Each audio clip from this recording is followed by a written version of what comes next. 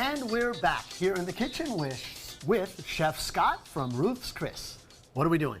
Oh, today we're searing scallops for our seared scallop and bacon shallot beurre blanc sauce. It's one of our entrees on our Tastemakers wine dinner. Oh, wow. Sounds good. So Ruth Chris Steakhouse doesn't just have steaks. No, sir, we have plenty of options for anybody. Can we ask a funny question that we were talking about yesterday?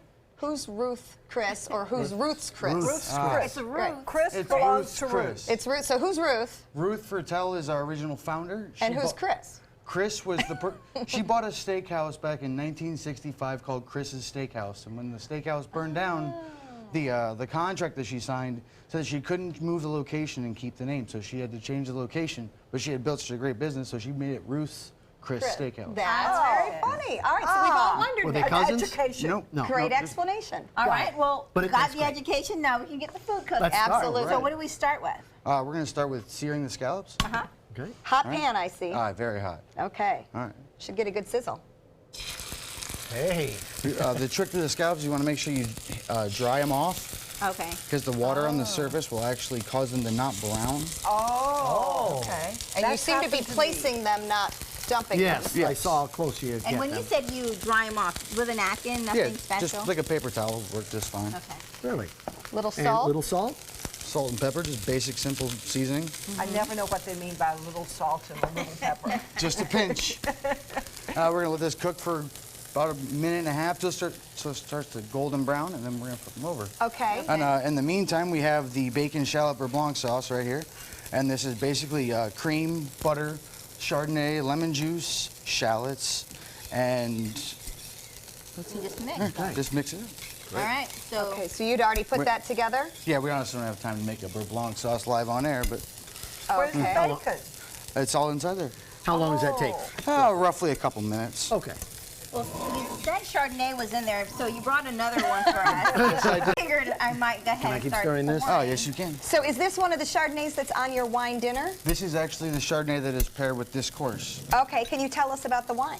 Bello doesn't want any. It's from the Chateau Montelena, which stands up by itself. back in 1976 actually put America on the map as far as being winemakers. I was very close. I was thinking about Bello. He does want some. I caught it.